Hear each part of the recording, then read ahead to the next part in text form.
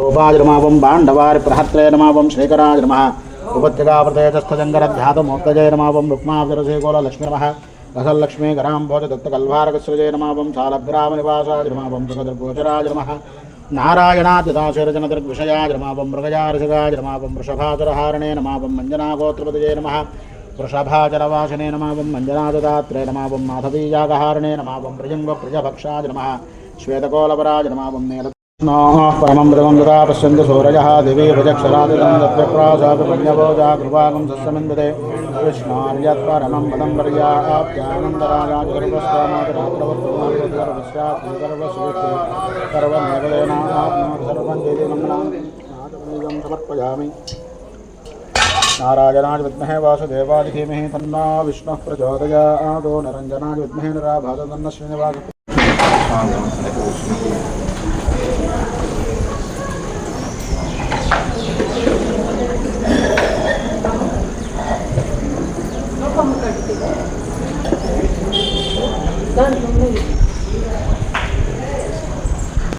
నాలుగవ పాదము ఉత్తరాభాద్ర 1, 2, 3, 4 పాదములు రేవతి 1, 2, 3, 4 పాదములు ఆదాయం 14 వ్యయము 11 రాజపూజ్యము 7 అవమానం 2 ఈ రాశి వారికి గురుడు 2026 జూన్ 1 వరకు చతుర్థ స్థానముందు నిజమూర్తిగా సౌభాగ్యకరముకు ఫలితములను తదుపరి జూన్ 2 నుంచి పంచమ స్థానముందు తామ్రమూర్తిగా సామాన్య ఫలితమును ఇచ్చును.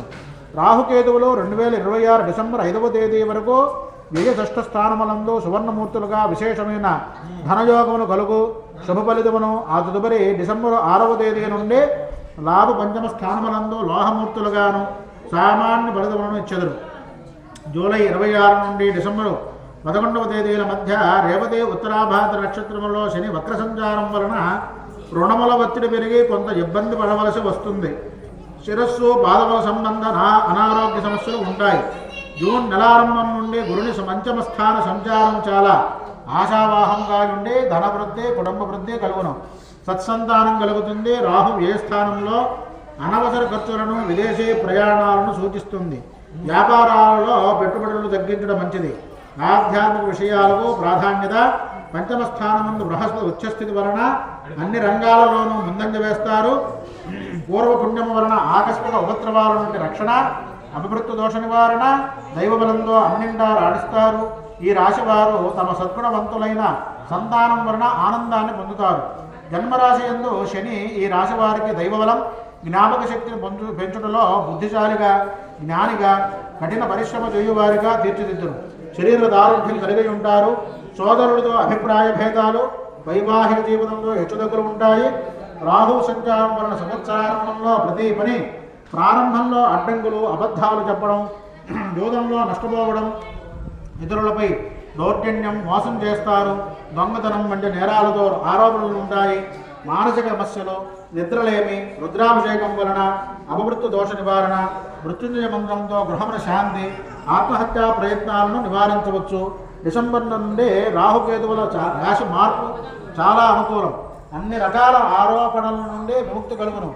ఆకస్మిక ధనలాభం, భూగృహ స్థిరాస్తులు వృద్ధి అవుతాయి. వ్యాపారాలలో పెట్టిన పెట్టుబడులు కలిసి వస్తాయి. ఇనుము వ్యాపారం వారికి బాగా కలిసి వచ్చే సమయం.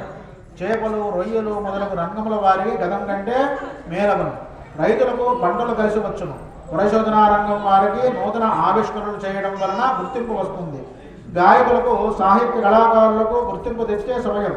రచయితలకు, పుస్తకం వ్యాపారం, స్టేషనరీ వ్యాపారస్తులకు కలిసి వస్తుంది. రాజకీయ నాయకులు ప్రజా సంబంధాలు బలపరుచుకుంటారు. కీర్తి ప్రతిష్టలు పెరుగును. మీనరాశి వారికి అదృష్ట సంఖ్య 3. గురు, సోమ, మంగళవారం కలిసిన మరింత మేలగును. ఆంజనేయారాధన, దుర్గారాధన, శుభారాధన చేయుట మంచి ఫలితాలు ఇస్తాయి. రామో నామక గోపతి సంరక్ష ప్రియా దక్షిణ శ్రీకృష్ణాయుధభూషణ సకలదుఃఖదుస్వంసస్తక్షో హరి శ్రీమద్వే గణనాయకస్య భగవాన్ జయస్సదా యోగభిః తానాశ్రిత్య జనం నరాధమభయం యత్వా శుభాన్ ప్రాప్నుయుః.